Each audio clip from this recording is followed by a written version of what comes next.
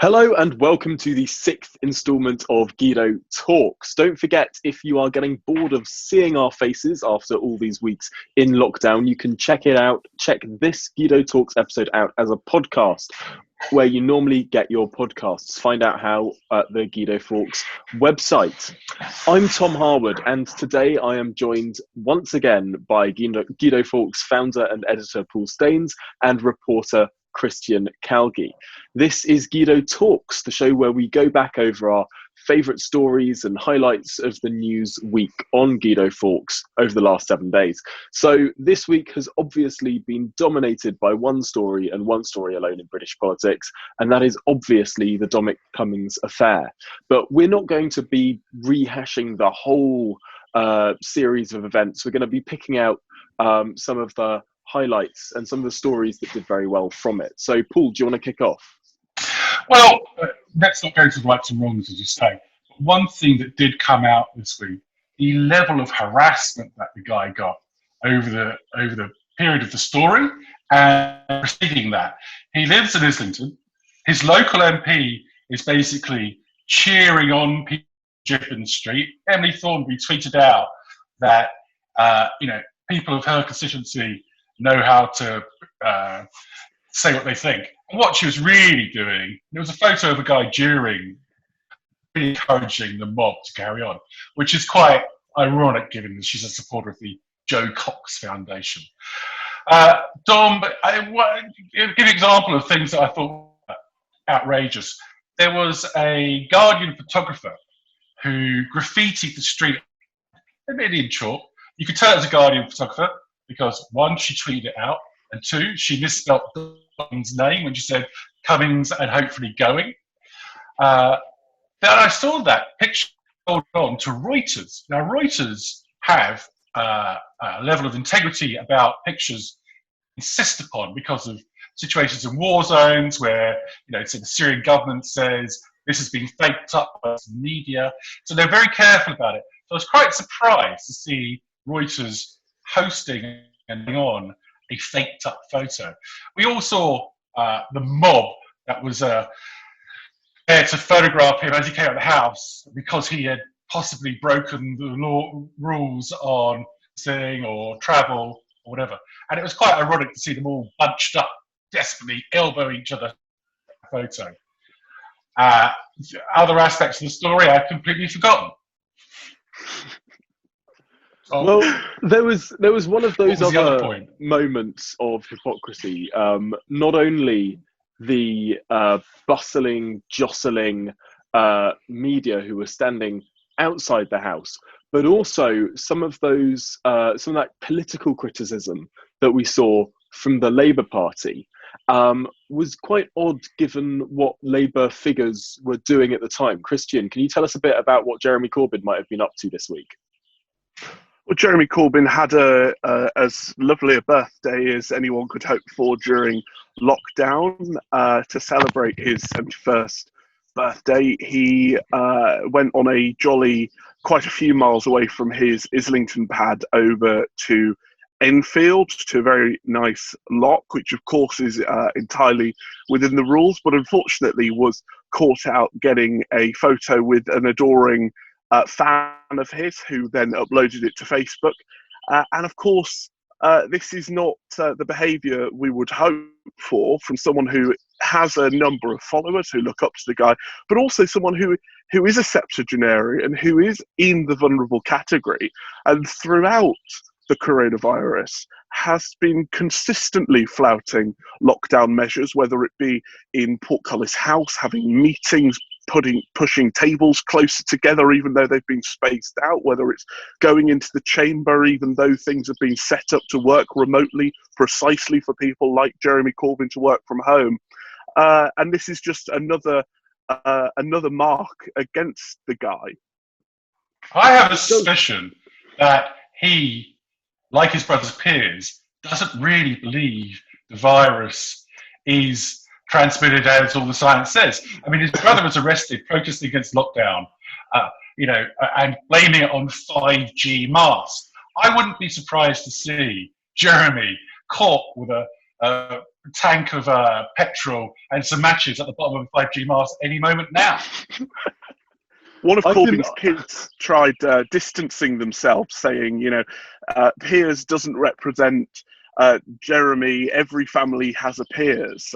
And it's, a massive misfortune to the Corbyn family to have multiple Piers, cranky Corbynites in one family. And it was also his family that this week revealed that he might not have been following social distance guidance, not just on his birthday, but much earlier at the point of peak lockdown as well. Because we were listening in to a Zoom call where Jeremy Corbyn was telling supporters in that Zoom call that he was meeting with his son, who lives in a different household. There's a picture taken with him, his son, and I think his son's girlfriend, where they're all incredibly close together in someone else's house. We're not sure which house it is, but he said that that was taken weeks ago, i.e. right at the peak of lockdown. So it's clear that he perhaps has not been following these guidelines very strictly at all. So that's a bit of a quandary for Keir Starmer. But another quandary is a figure who has appeared in the media a lot this week, who's found a bit of a new niche, and that is Alistair Campbell. Christian, can you tell us a bit more about what Alistair Campbell's been up to? Yes, of course. Campbell has been a great source of content for us this week. First of all, we had the brazen someone who has probably made a killing over the last week going on the airwaves and calling on Cummings to resign for breaking lockdown rules. And then he himself accidentally tweeted out a photo of him breaking social distancing over in, I think, Hyde Park, which accidentally? Was, accidentally, well, I mean, stupidly, at 7:25 in the morning, the narcissistic lunatic that he is tweets out a picture of himself and some football guy. I have no idea who he is, but apparently, Speedo Mick. You do know Speedo Mick. Wouldn't want to miss a photo with Speedo Mick. No, and he didn't miss a photo. And then he realises, hold on, I'm shoulder to shoulder, breaching social distancing in central London, and deletes it. But not too quickly for us to get him. Exactly. And then he comes up with some pathetic excuse, and then finally apologises. So well, the excuse was he was a fan. He was a fan who rushed him before he could get rid. He was the one who took the selfie, for Christ's sake. And then we had this great communication spin doctor also managing to infuriate and anger the military and servicemen the next day by doing a video supposedly mocking Boris, where he during which he mocks service medals and sort of military regalia, and rewrites the words of the national anthem to match with the Dominic Cummings story to such a point that Help for Heroes had to get involved and say that this tweet is grossly offensive and can you please take it down? And this is a guy who, along with Tony Blair, is responsible for various members of the military getting service medals. This has not been a week where Labour figures have covered themselves in glory, but also there was a point of hypocrisy for Keir Starmer himself that we highlighted on the site this week, whereby we found a bit of footage from his leadership campaign just a few months ago, where the leader of the Labour Party was standing up and saying, you don't criticise your staff, you don't call for your staff to resign. If they fail, that's a failing on you. And then the video cuts to him saying Dominic Cummings should resign, which seems like a point of hypocrisy. It's almost like if you're going to say any failing of your staff is a failing of the Prime Minister, why isn't he calling for Boris Johnson to resign? And then when you frame it like that, you see the ridiculousness of this whole row. Basically calling, or essentially calling, if you're going to be consistent, for the Prime Minister to resign over a drive. This is the height of lunacy. But another institution, aside from the Labour Party, that didn't cover itself in glory over this episode was the media. And there was a bit of a funny example of this in Radio Northern Ireland on Monday, just before Dominic Cummings was making his statement from Downing Street's Rose Garden. There was a bit of a problem with the microphone, and almost uniquely, the listeners got to hear what was being said when they thought the microphones were turned off.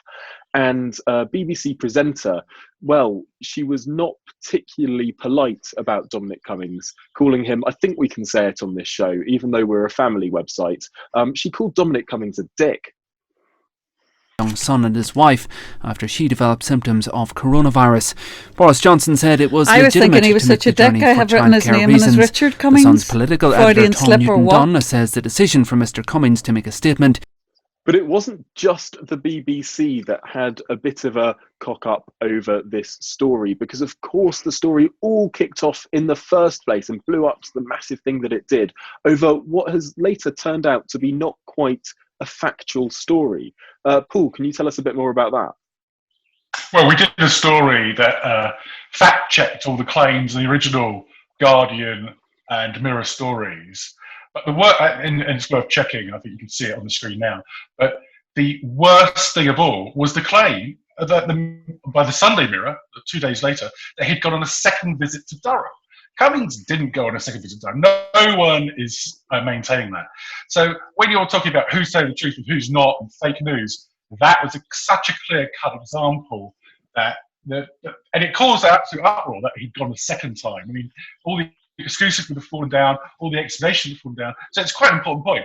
Anyway, it was so outrageous that when we covered it and pointed out that third parties, i.e. readers of newspapers, could complain to IPSO, the newspaper regulator, about inaccuracy, hundreds of our readers did. And my understanding is that the IPSO is now studying that. So if you did send an email to them and fill out the form, well done. But of course, the Guardian aren't subject to IPSO, are they? No, the Guardian aren't. So the Guardian are self-regulators. So the Guardian, yeah. So if you send a complaint letter to the editor of the Guardian, Catherine Reiner, she will judge whether she made a cock-up. She will then decide on the punishment, and that seems like a fitting example of hypocrisy, given no other organisation would be such arrogant assholes than the Guardian to decide that they can self-judge themselves while sitting in judgment on everyone else. The Guardian. Amazing, amazing. There was also quite a lot. I mean, we'll stick with the media for a little while because the media keep pulling up what we call these activist experts. Now, these are people who are definitely expert in their field. No one is denying that, but also who have a long history of activism. And one of our favourites in this genre, who has been popping up on the media all the time over the last month, is Susan Michie, a member of the Communist Party for 40 years and a member of both SAGE and the alternative Shadow SAGE group. Very critical of the government for obvious reasons. But she was called out this week on the BBC. Paul, can you tell us a bit about that? She was introduced, just as you did there, as only a member of SAGE, very, very important person and respected. And Peter Bottomley, who's clearly a reader of Guido Fawkes, then says, hold on a second, if I'd been introduced as having given, she's given more money to the Labour Party than I've given to the Conservative Party in my lifetime, and he listed a whole load of things he'd seen on our site, that she was a 40-year member of the Communist Party, married to a Corbyn advisor, mother of Laura Murray, the Corbyn-appointed investigator and decider of rights and wrongs on the anti-Semitism. He said it wasn't a good enough introduction. There's a little bit more in her bio than she's on the committee. And the BBC presenter was taken aback by this and said it was an ad hominem attack. I'd say it was the introduction of the person correctly. So I think it is getting through, both on the media front, that you should introduce people correctly and give the viewers fuller information, and the viewers and the listeners fuller information about where they're coming from. And it was nice to see the Father of the House correcting the BBC presenter. Another happy reader. Absolutely, and this was a particularly egregious example because, of course, this was basically a political segment. They were talking about Dominic Cummings and whether or not he should resign, and yet this political activist was introduced as an epidemiologist or similar. No, you make a good point. She wasn't asked about social. I think she's a social psychologist, whatever that is, in health. She wasn't asked about that. She was asked about the politics of the Cummings situation. So it was absolutely relevant to mention that she's a Communist Party Central Committee member, in my view. Amazing. There was another supposedly impartial organisation that did not cover itself in glory. We are rolling through the institutions today on Guido Talks, but of course, in response to Dominic Cummings' speech in the Rose Garden, there was an interesting tweet from the civil service. Now, Christian, can you tell us about that? Yeah, so we got to the end of the Cummings statement, and we were alerted to a tweet from the official UK civil service account that read, "Arrogant and offensive. Can you imagine having to work with these truth twisters?" And this tweet was up for 11 minutes before the powers within the civil service managed to get it taken down. It sounds like a really bad joke. How many civil servants does it take to delete a tweet, for God's sake?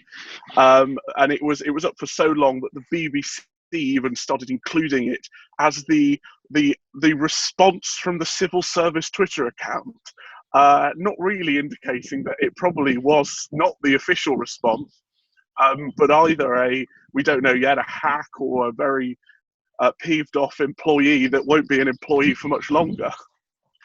Or just someone being a little bit too honest. What I found so interesting about this episode is you had all of these left-wing activists on Twitter sharing it as a sort of a big congratulations for the civil service.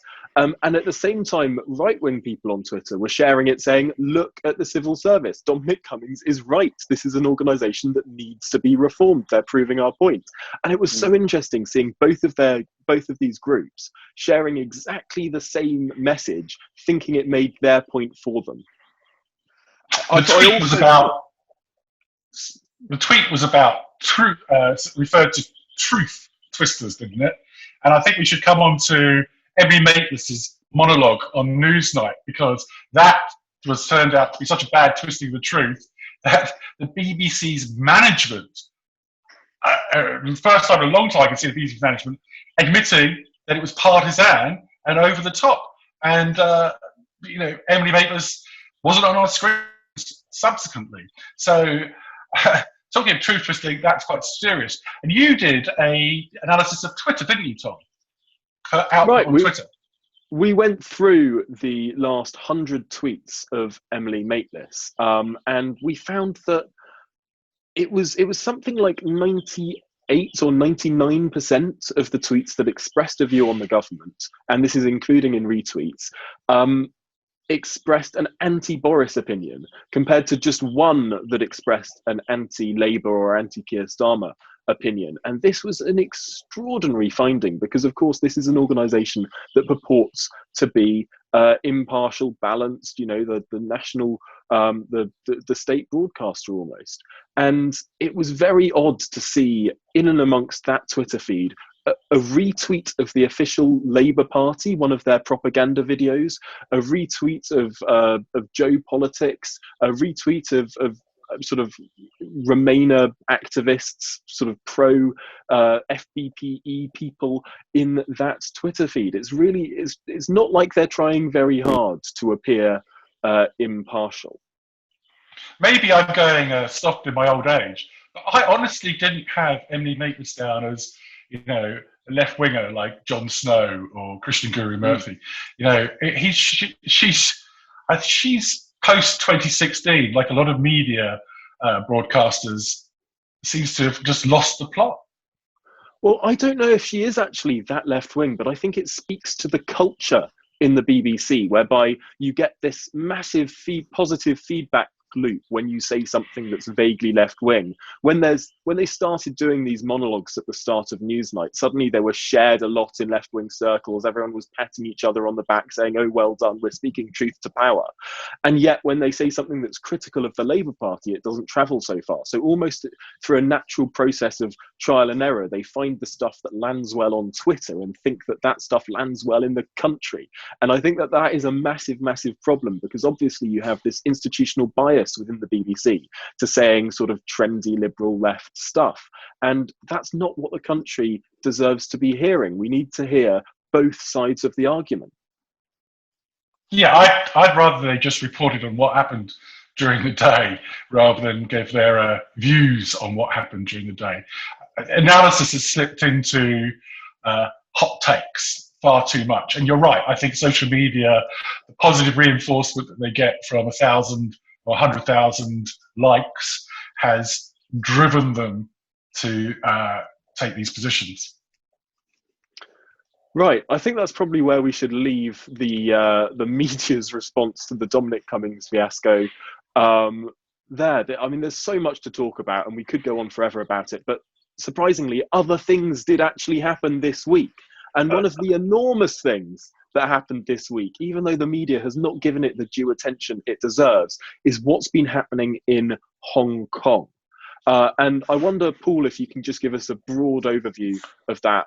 Well, the big geopolitical news is that the Chinese People's Congress has voted not unanimously. There was one vote against it, so just to prove that China isn't a one-party monolithic state. They have changed the security law for Hong Kong, which violates the terms of the treaty, which still has, I think, about 30 years to run, and effectively ends the one country, two systems situation. The US has decided that that means Hong Kong no longer has most favoured nation status and should just be treated as China, which has a lot of implications for economics.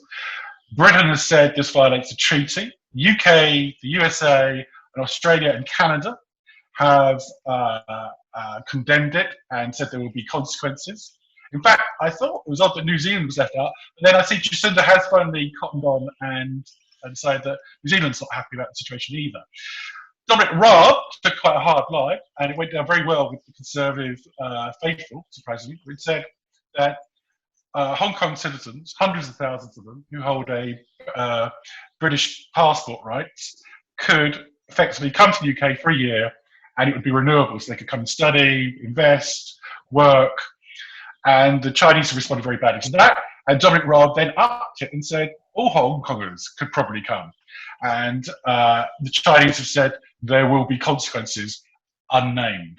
I think it's about time that the West started standing up to China. And it's been a bit of a shame for us and our conscience that we haven't, over the last 20 years, pushed the human rights agenda harder, because we all knew what was going on. But trade was good and iPhones were cheap and made in China. So maybe now it's going to be a more realistic, real politic with China, and China is going to find a bit of kickback on all fronts. Yeah, it's good to see the British government finally standing up for what is the treaty obligation that it signed up to all those years ago to protect the rights and freedoms of those citizens.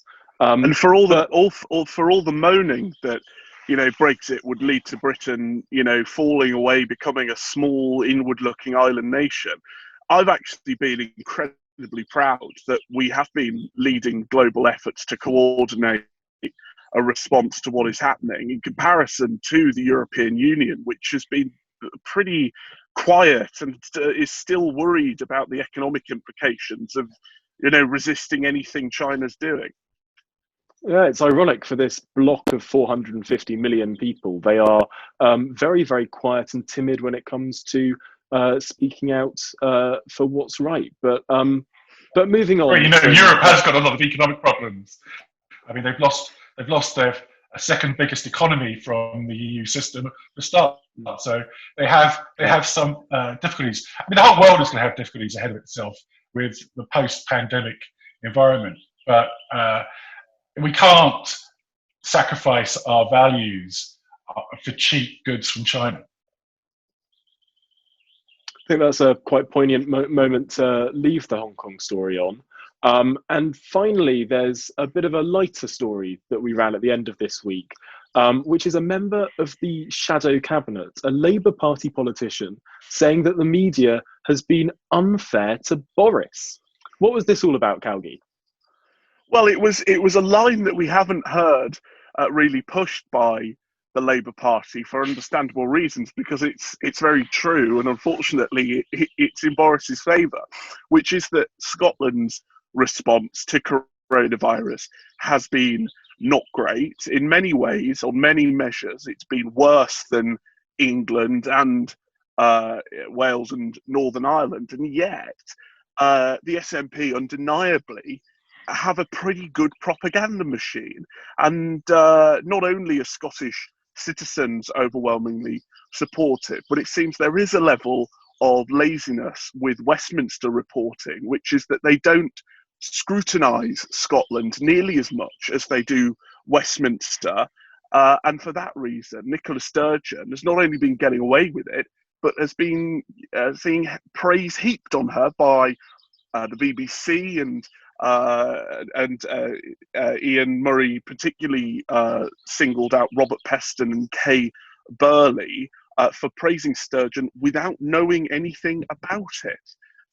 And so it's a very fair point, and I'm sure that the Starmer bot will have been relieved not to have been given this sort of grenade in a period where PMQs is going on, because no doubt Boris might have brought up this true line of argument. Kay Burley wasn't very happy about it. She tweeted. Funny that. Yeah, she did.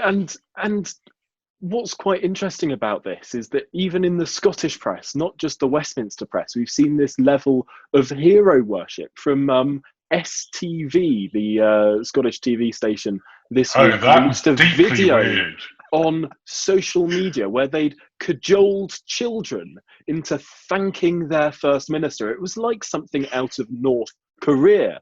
There was child after child who clearly didn't know what they were saying thank you, Nicola, for keeping us safe. Nicola Sturgeon, who's running a lower testing record than in England, who has enormous problems with the Scottish NHS, by almost every measure a worse coronavirus response compared to England. Even I think half the tests being carried out in Scotland are being developed in English laboratories because their system is so poor.